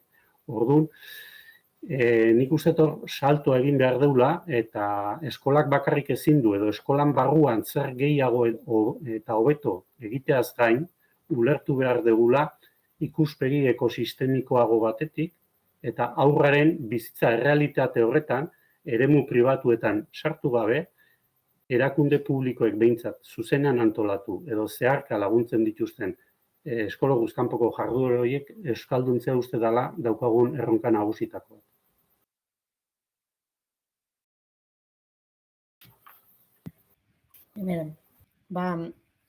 Ideia horrekin geroxeago jarraituko dut zurekin, Ainhoa, baina lehenago berriz ere lehengo urrenkera errespetatzeagatik. Rosa, zuri egingo dizut galdera, berriz ere landalanera etorrita, eta zuk ematen dituzun aholkularitza zerbitzu horietara etorrita, zein esango zenuke, badakit oso zaila dela, hola minutu gutxian labur biltzea, ze estrategia aukeratuko zenituzken edo pixkat aurrera begira, ez? Niri behin baino gehiagotan aipatu da, eta lehen Iñakik berak ere esan du, ez? Ahalduntze soziolinguistikoa eta hori irakasleengan eta zein den. Nik bi adibide jarriko dizkizut. Nahi baldin baduzu bi horiei heldu, uste dudalako lotura dutela zure lanarekin, ez? Zuzenen. Nahi baduzu bi horiei heldu, nahi baldin baduzu bietako bati gehiago, eta nahi ez baldin baduzu beste zerbait esan, Baina, batetik aipatuko nuke lehen Iñakik esandako hori, ez? Hezkuntza fakultatean, Gipuzkoako Foru Aldundiaren laguntzaz, martxan jarri duzue, eta zure aholkularitzarekin, martxan jarri duzue igoa programa, irakasle gaien ohartze eta ahalduntze soziolinguistikorako programa, eta hain justu ere, hori abiatzen da irakasleen artean kontzientzia soziolinguistikoa eta pizteko nahi horretatik, ezta? Uste dut hor formazioan eta ahalduntze eta ohartze horretan egon litekela gako handi bat. Bide batez esango dut, guk UEUn ere zuen txostena irakurrita guretzat oso inspiragarria izan zela, eta UEUk eskaintzen duen irakaskuntza masterrean ere horren bidez, edo hortik abiatuta eskaintzen dugula formazio txiki bat aldugun neurrian, baina irakaskuntza masterrean bertan, masterra egiten duten ikasle guztientzat. Eta horrean hori da lehenengo adibidea, irakasleen formazioa. Bigarrena da, behar bada polemikoagoa izan litekena edo, uste dut lehenengoan denok etorriko garela bat, bigarrenean ez dakit, gaur egun ez dago oso modan, ikastetxeetan taldekatzeak egiterakoan eta hizkuntza irizpideak ere aintzat hartzea. Esango nuke garai batean ohiko praktika bat zela, etxeko hizkuntzaren arabera eta taldekatzeak egiterakoan hori aintzat hartzea, eta gaur egun ez dela hainbeste egiten. Ez dakitzuk ze ikuspegi duzun, egin beharko litzateken, ala egin ezkero ze irizpide erabili beharko genituzken, ze hori ere beste bada. Bueno, hortxe uzten dizkizut. Eta ja, zu guzti. Bai. Bueno, saiatuko naiz zerbait erantzuten. Lehenengoari dagokionez, bai, hori, Gipuzkoako aldundiak Mikel Laboa katedraren bidez, hori, batzeukan lan hildotik pixka bat, edo lan hildoan kokatuta, baren dela 3 bat ikasturteaz eginen lanean. Nolabait, igoa programa, zergatik, edozein da oinarria. Hemen aipatu diren, nolabait, gero eta konplexuagoa daukagun ingurune soziolinguistiko batean, non familiak gero eta, aldakorra da, gure gizartea aldatzen ari da, gero eta faktore gehiago daude eta konplexuagoa da askotan eskoletan daukagun errealitatea, eta hori ongi diagnostiko egokia egiteko, irakurketa egokia egiteko, behar diren tresna soziolinguistikoak izan ditzagun, baina ez bakarrik, didaktikoak eta gero eta oso garrantzitsua dira eta asko behar da, eskakizun handiko kontu bat buruz ari gara, eta konturatzen edo nabarmena da, desoreka handia dagoela, bere baldintzengatik hezkuntza fakultatera heldu diren gaztetxoen profila nolakoa den ikusita. Hau da, batzutan, gaitasun linguistikoak kamustuta, kultura referente oso gutxirekin, eta nolabait liberalismo linguistikoaren topiko guztiak errepikatzen ditugunak, eta konturatu gabe hizkuntzen kontua badela zerbait sistemikoa, zerbait irakurketa hori egiteko gaitasunik gabe. Ez da guztien egoera noski, baina batzuena bai, eta orduan ikusten zen, garai batean agian, fakultatetan fakultatetan ematen den formazioa, alde honetatik, nolabait, moldatu behar zela, edo aberastu behar zela, gero eskolara joaterakoan, irakasle gaiek izateko tresna hobeak eta tresna gehiago, baliabide gehiago, haien lana egiteko.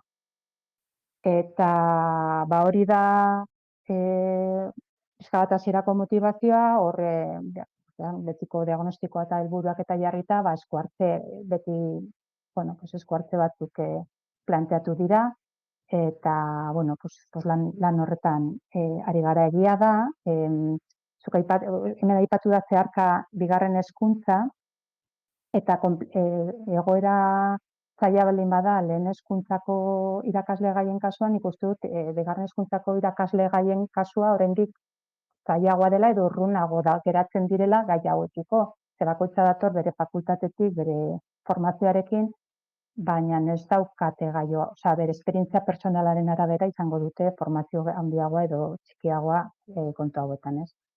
Orduan nik uste dut formazio gunetan orogoar eman behar dela, prozesu hauek eman behar direla, irakurri behar dela ongi gizarteak zer behar duen, euskarazko irakaskuntzak zer behar duen, eta euskarazko kalitatezko irakaskuntzak batzutan esaten dut, ez? Erabilera garik ere aipatu uste dut, erabilera eta ezagutza dira txanpon bereko bi aldeak, baina erabilera ez da soziolinguiston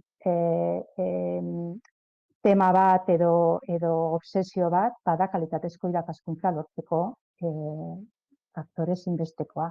Erabilerari gabe ezagutza ez da nahikoa, edo gaitasuna ez da nahikoa, eta gaitasun nahikorik gabe hizkuntza beikularra denean, horrek eragina ditu ere bai, gaitasun akademikoetan oro har, ez?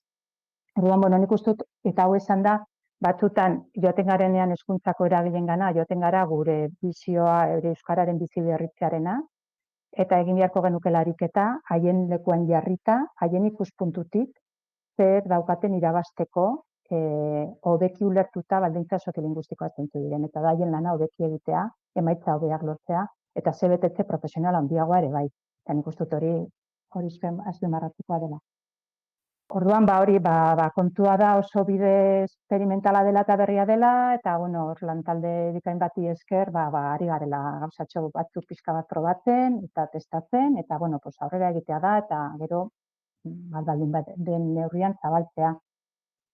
Baina ez bakarrik nik uste dut formazioa bai fakultatetan, bai masterretan eta bigarren hezkuntzari dagokionez, baina gero jarraitu behar dela hezkuntza soziolinguistikoa deitzen dugun horri buruz zentroetan, hezkuntza zentroetan jarraitu behar da.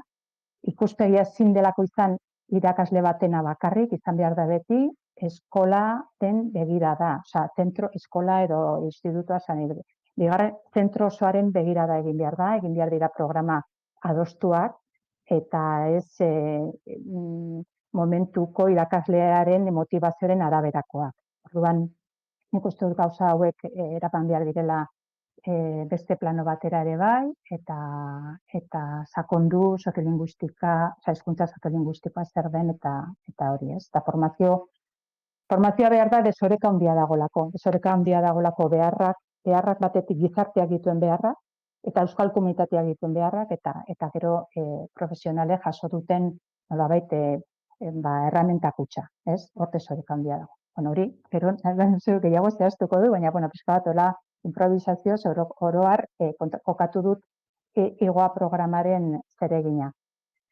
Eta besteari buruz, igual ez dakit espero duzuen erantzuna emanen dudan, baina nahiko nuke pixka bat igual fokoa zabaldu, eta nire ustez erantzuna taldekatzea hizkuntzaren arabera bai edo ez baino, iruditzen zait galdu dugula pista askotan D eredua zer den. D eredua ez da bakarrik, murgiltze eredua da batzuentzat, baina beste batzuentzat mantentze eredua da.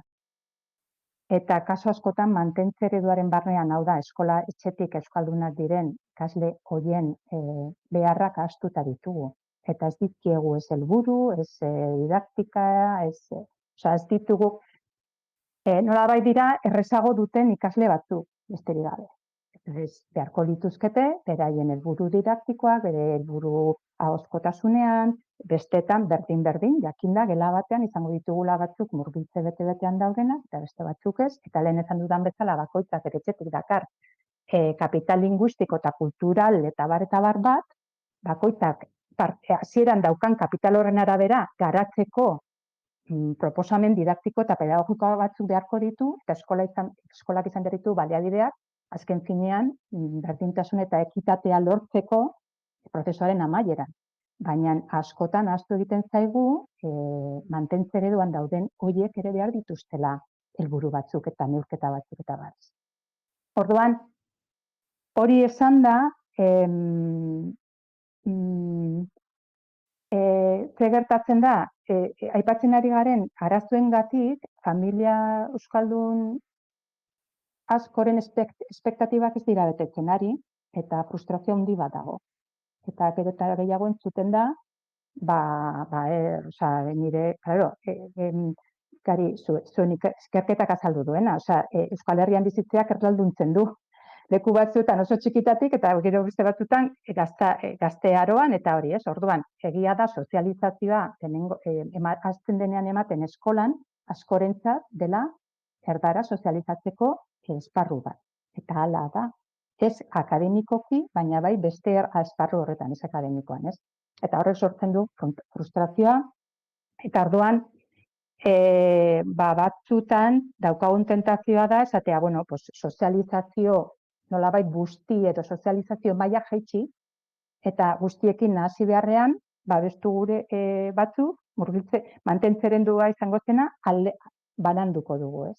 Nik pedagogikoki horrek, nik uste dut ez dela ikertu, uste dut, ez dakit, agian ez dut ez ezagutzen, baina ez dela behar bezala ikertu horrek suposatuko lukena, edo ze ondoriok izango zituen, onak edo txarrak eta bat, baina iruditzen zait hori eginda ikuspegi komunitarioak galtzen dugula, azken finean, denago edo beranduago, gelan, jolastokian, parkean edo sare sozialetan, sozializatuko dira.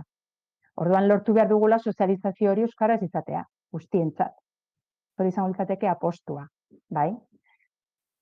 Ze gertatzen da, bitartean, ze hori oso apostu handia da, bitartean ezin dugu zer egin, noski, gauza asko egin ditzakegu, eta da, esaten dudana, mantentze eredua berriro berformulatzea. Eta adibidez, gela barruan dauden etxetik euskalduna diren aurren arteko harremanak noizbenka sustatu egin proiektuak elkarrekin, hau da, ez da 0 edo 1 egin daiteke zerbait. Orain taldekatzea nik uste momentu hontan, eta ez dut ez naiz espezialista gai honetan, ez da gutxiago ere, hankaz hartzeko arrisku handia hartzen dut, baina iruditzen zait dagoela nahiko ikertuta batetik, eta bestetik konturatu behar garela, irabasteko agian zati batean bai, baina asko galtzeko ere bai daukagula olako planteamendu batekin. Orduan nik ez dut bat ere garbi ikusten, eta are gehiago esanen nuke, gauza asko egin ditzakegula aurretik. Batetik bai sinesten dut, ez dugula amore eman behar eta esan ezin dugula lortu. Eskola arnasgune funtzional bat beraz euskara sozializatuko duen esparru eta eragile bat izanen da, eta horra joan behar dugu. Eta ezin dugula esan, bueno, erdera sozializatzen duenez, behintzat zati bat, populazioaren zati bat, babestuko dugu.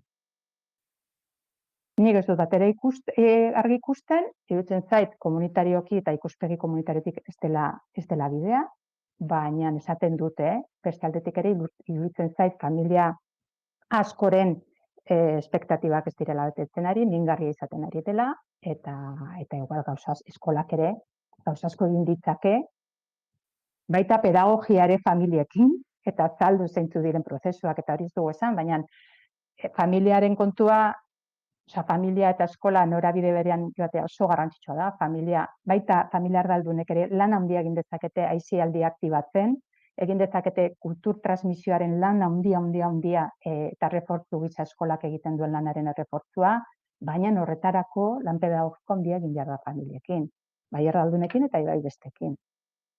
Orduan, ezakit erantzun dudan, nik igual kezka edo begirada saiatu naiz, gero eta gehiago entzuten da, eta saiatu naiz pixka bat problematizatzen edo ikusten, baina hemen zer dago atzean, zer daude, zer adar daude, eta zer pizten da batetik eta bestetik, ez? Orduan iruditzen zait momentu horretan gaudela, galderak egiteko eta ikertzeko mugimenduren bat egin baino lehen. Iruditzen zait hor prebentzio neurria bentsat tokatzen zegula. Zakit zuek ados zaudeten, Osondo, gero nahi baldin baduzu irekeko dugu beste erronda bat. Batzumatek zerbait ditu nahi baldin badu. Baina erantzun duzu, galderari erantzun diozu, Rosa. Eskerrik asko. Bai. Bale, orduan, ronda bukatzeko, Ainhoa, berriz helduko diot, lehen bai Garik, bai Iñakik bereziki aipatutako ideia bati, ez? Eskolak bakarrik ezin du horretan, nola inplikatu, zein inplikatu, nola inplikatu beste eragile batzuk eta beste esparru batzuk, eta injustu ere zuek emunen hezkuntzan egiten dituzuen proiektu horretan, ez dituzue aholkularitza zerbitzuak ikastetxeka eskaintzen, ez ikastetxe batean bakarrik, baizik eta udalerri mailan, ez da? Eta aintzat hartzen dituzue, edo proiektu berean sartzen dituzue, udalerri osoko ikastetxeak gehi udala bera. Ez da? Pentsatzen dut hori lotuta dagoela, Iñakik esandako helburu horiekin. apuntatuta daukat, eta lehen hasieran esan ez dudanez, zuen proiektu hori daukazue Zarautzen, Zumaian, Eibarren, Hondarribian, Pasaian, Beasainen, eta Astekoak zarete Urretxun eta Zumarragan ere, ezta? Bai, realitate oso desberdinetako herrik, egia esan.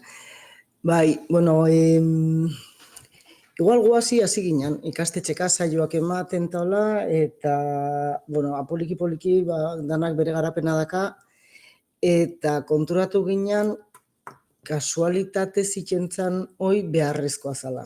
Bueno, beharrezko, guri iruditzen zaigu onura handiagoak ekarte ditula. Bai, herri mailan pentsatzeak etorkizunean ze baliotan motxuko dien ikaslek, uste dut beste inpronta bat uzten dula. Eta elkarrizketa pila bat irikitzaitu, eta uste dut elkarrizketa pila bat behar ditugula, nagusiki elkarrizketetatik ikasten deulako. Eta, bueno, bada, ongean herri guztitan indegu entzute prozesu bat ikasleekin, erabekin, eta danetan ateratzen da euskalduntasunan mailaketa. Eskola hortakoak euskalduna dira, ontakoak ezain beste, hemengoak ezain beste, eta da, kanpo pertzepzioa eta norbere pertzepzioak bat itzen dute. Eta hori puskatzea bada helburutako bat, eta bestetik estrategia komun bat eukitzea. Denok norabide berian eta poliki-poliki diskurtsuak bateratzen juteare bai. Zer eta nola esan behar dugu. Eta uste ez daula negoziaziek, ez dakit nola esan. Denek bat iten dute beharra berdina da, eta behar bada, daukaten publikoa ez da beti berdina, dauzkaten baliabideak edo garatutako estrategiak bidean ere ez dira berdinak, baina horrek laguntzen die beste batzuei bai ondokoetatik ikasten. Batzuk aniztasun handiago dute aurretikan, edo egoera zailagoak, bestiak garatu txuste esate bateako kultur transmisiorako baliabide gehiago, eta itxenduna da elkarren gandik, sinergiak martxan jartzea, baina baita ikastea. Baina hori izaten da, gu proiektutara sartu baina urtebete lehenago azten dugun negoziazio bat. Jungo gea baldin eta alkarrikin ingo badezue bidea, alkarriak utxiz, eta sortzen dezutena bidean denontzako bada. Eta, guk bakigu batzuntzat hasieran, izan daitekela pixkat bazkurea sortzen duen zerbait, baina bideak erakutsi digu, atxikimendu areagotu du, garik hasieran esaten zuen ilusioi, ze frustrazioan sentsazioa badao, baina badao beste alde batetik ilusioi. Normalian, prozesuaren jarraipena edo gidaritzan lan iten du taldeana. Azkenean, denen artean, sistema berpentsatzen dute, progresioa diseinatu, adostu, berdin zitet, adibidez, herri hontako gaztea eta euskalduna izatea zer da, hori nola transmitituko dugu. Azkenean, identitate linguistikoa eraikuntza bat da, bea. Orduan, da, unean, ze kontatuko diogu 6 urteko aurri zer da ulertu berrutena. Nola landu, hor prebentzio lan bat iten duzu, esate bateako ez da, gaiari buruz hitzeiten ikasteko. Bestia ez dakiz. Hori eraikitzen zuazenean, irakasle ere alduntzen doa, bere burua ulertzen doa, konpartitzen da, argazki soziolinguistikoa herriana, esango nuke asko aberazten dela, ze bakoitza bere lekutik baino, ondokotik ere ikasten du, aurreritziak gainditu. Azkenian bada, herri mailan bai, baina estamentu guztiak motxuta. Beharra daka udalak, beharra daka eskolak, eta herriko behar bat da. Eta zentzu hortan elkarlana bada baldintzatako bat. Eta realitatearen arabera, teknikari bat, edo bat baino gehiago daude herri batzuetan, udalan aldetik esan nahi dute. Uste sintonian joan behar dialare bai, baliabideak zeintzuk dauden ikusi, daudenak behiratu, motivazioa lantzen ikasi, zeharkako motivazioa, bai, ekintzakin gotxugu. Eskolak euskeraz gauzak eskaintzea zarago nola sustatu kontzientzia hori, Orduan, udalak badaka zer eskaini, badaka zer birpentsatu batzutan, bere programetan, edo eskaintzen duen horretan, eta ez naiz euskera arloaz ari bakarrik. batin behar dute, herri osoan entzungo dian kanpainak, ze herriko diskursua ere aldatu behar da. Azkenian, pentsa behar dugu ez, gazte bat, baina guke bai, gure aldamenekoetatik entzuten ditugu, etortzen zaizkigu diskurso horiek, eta goitik beste batzuk, batzutan ez doaz batea, eta poliki-poliki, bueno, azkenian, bueno, ez dakite, soinua berdina izatea iritsi beharko genuke, eta gaina doitua, herrira doitua. Guk laguntzen dio, baina behaiek pentsatzen dute, gaiari buruz behaiek dakite, herria behaiek ezautzeue, eskola behaiek ezautzeue, ze jendekin dauden behaiek dakite, guk gehienez ere bultzitzen ditugu pentsatzen juteko. Eta kasu honetan, bai, eskolak bai, eta herri batzuetan, herriko eragileak ere proiektuan daude, guraso elkarteak kasu batzuetan ere bai, gurasoek ere zemezu, gurasotik gurasoa ze kontatu nahi dizut. Ez hainbeste eskolatik edo aholkularitzatik ze esan baizut. Eta prozesua bea bihurtzen da diskurtso. Eta netzako hori helduleku oso potentia da. Zeratik, dalako nire prozesua zitzeite izut eta hori da diskurtsoa. Iten nahian hortaz zitzeiten dugu. Orduan, bueno, orain arte, aizialdia bakitola, tejoka baleku batzaten, aizialdia, bueno, danak behar dure bai kontrolagarritasun pixkat, eta baino aizialdiare izan beharko litzake, soinu hortara datorren beste arlo superpotente bat. Dalako kasi formala, baina informala bizi dute.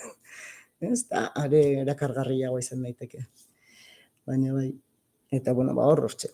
Ikasleak, eta bueno, eta nik aipatuko nuke beste gauza bat. Uste dut guk badugula joera askotan egonkortzea. Guazen bilatzea formula. Ez da, eta gero jazta. Hori egonkortzen deu, eta uste dut hau prozesu bizi bat izan behar dela, unean berpentsatzea eman beharko gatxuna. Eta orduan, ilusionantea izan behar dela erronka zala izatea. Ez dakit nola esan, ez? Osea, une oro irakurtzen jakitea eta hobetzen jakitea, ze horrek aldunduko gatu, ez kurso superpotente bat egin dezaket nik, baina praktikak itxen du gorpuzteanik hori. Ez da, egunero, nik ikasikoet pila bat, irakurrikoet bihar txosten bat aldizkaritik, baina hori defendatzen detenean, plazan, orduan gorpuztuko dut. Iritzia ere ikitzeko elkarrizketak barritxugu, ez dakit. Ez dakit horreaino. Primera. Vale, bueno, prestatutako galderak onaino. Ez dakit gehiegi luzatu gabe, baina nahi izan ezkero beste tartetxo bat zabaldu dezakegu, zerbait gehitu nahi baldin baduzu ez, orain arte egia da galderak egin dizkizu edala oso bakoitzari bereak eta bar, baina elkarri erantzun nahi badiozue, zerbait gehitu bestek esandakoari, ideia berriren bat ekarri, aipatu ez dugun zerbait. Hola, 2-3 minutu erdeitzak ez, Hemen ja ez dut urrenkerarik jarriko. Altxa besoa eta.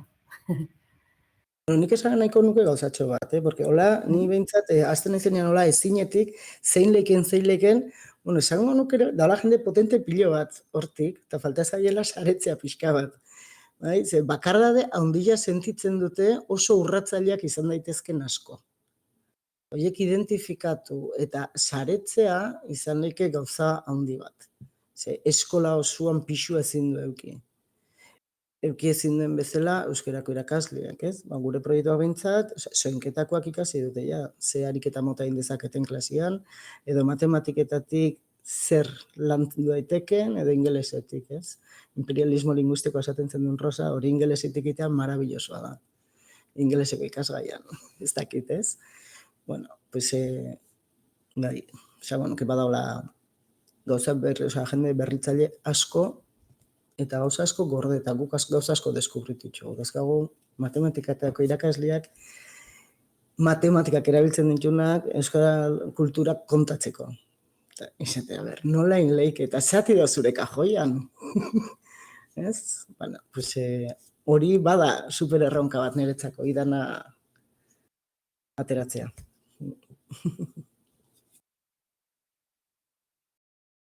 Ez da hila gelditu irakasle bakarraren praktika txiki batean, ez? Eskolak galtzen du irakaslea beste leku batera doanean. Claro. Egun batetik bestera. Ez da eskolaratzen.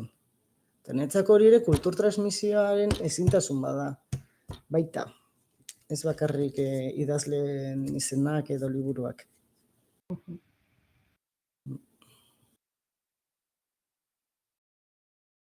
Besteok? Geitzekorik?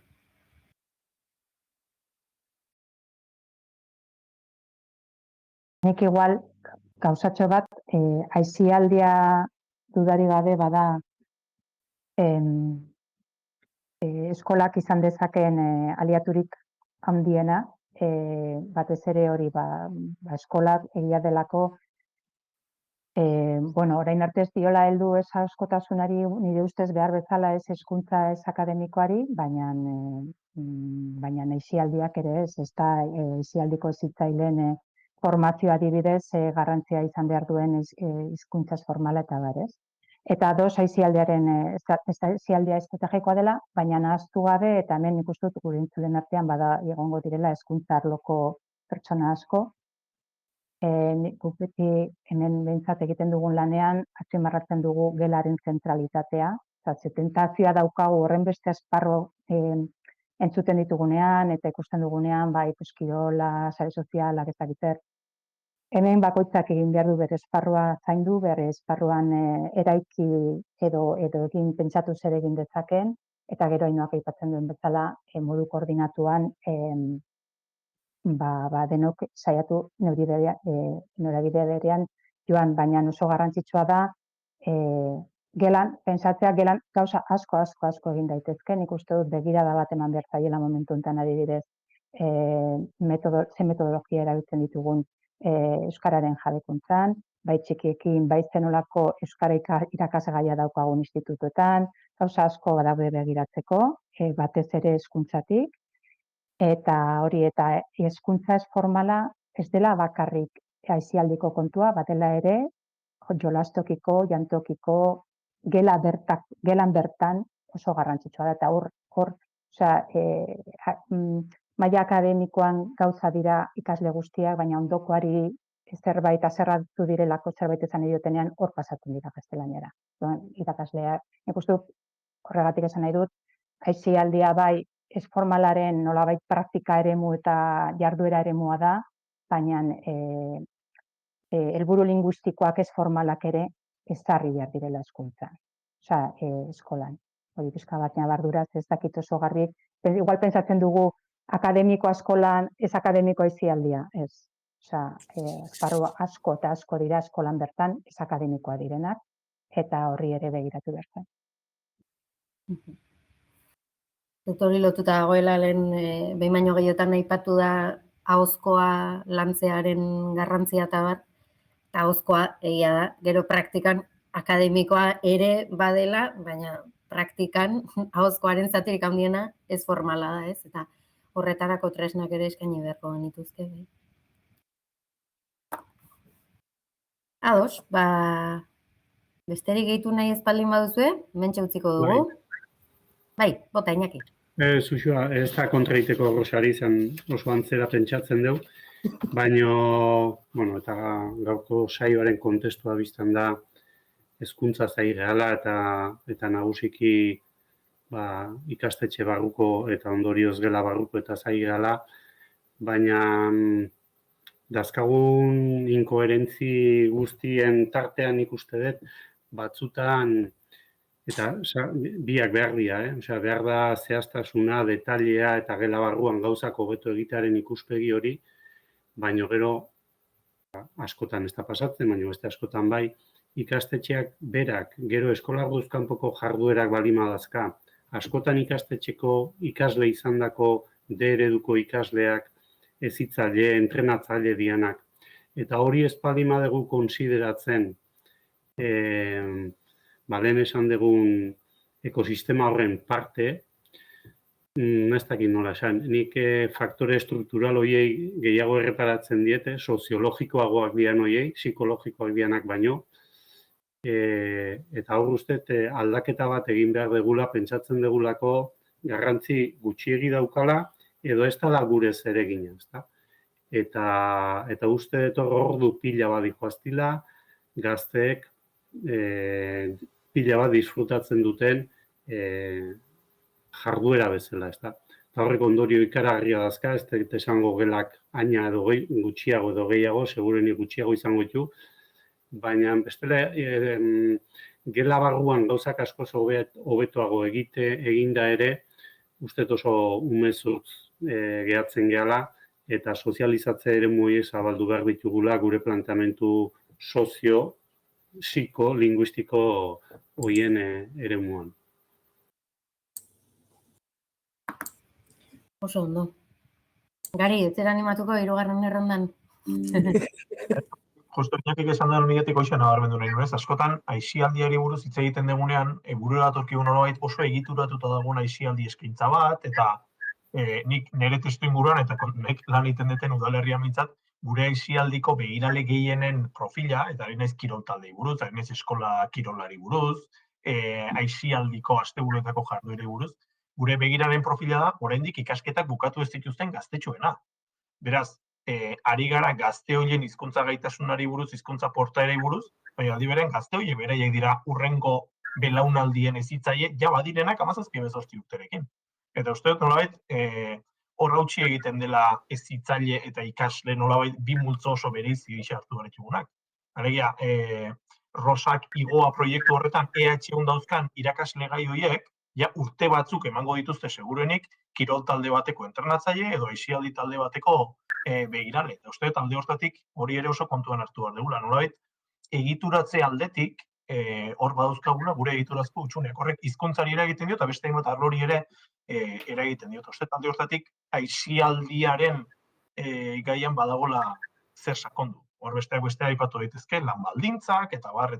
Uste, hor badagola heldu beharreko meloi oso handi bat, hizkuntzari ere besteak beste eragiten diona, ez? Eta azkenean galdera batekin zeratzeko, ez? 17 urterekin borondatez ari dan hezitzaile bati noraino eskatu diezaiokegu. Uste, hori ere mahai gainen jarri beharreko elementu dela aisialdiari buruz hitz egiten dugunean. Bueno, meloi asko idelki litezke, eta seguru kafe baten bueltan hemen jarraituko genukela beste ez dakitzen bat orduz. Baina, bueno, uste dut online solasaldi baterako ordu terdi nahikotxo dela, eta ondo iruditzen bazaizu hemen utziko dugu. Eskerrik asko Lauroi, nik behintzat asko gozatu dut zuei entzuten, eta seguru etxetik jarraitu gaituztenek ere baietz. Beraz, bueno, nahi duzuen arte, eta eskerrik asko. Eskerrik asko. Eskerrik asko. Agur. Arte.